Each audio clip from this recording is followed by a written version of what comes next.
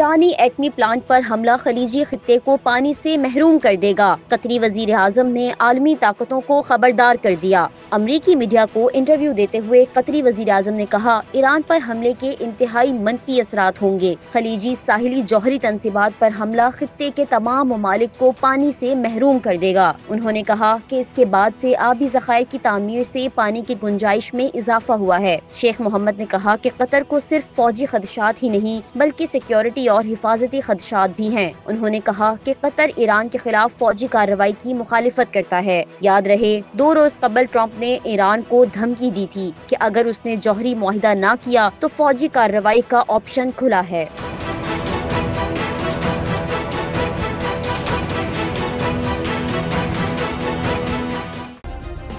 Subscribe करें और bell दबाएं ताकि कोई खबर रह न जाए।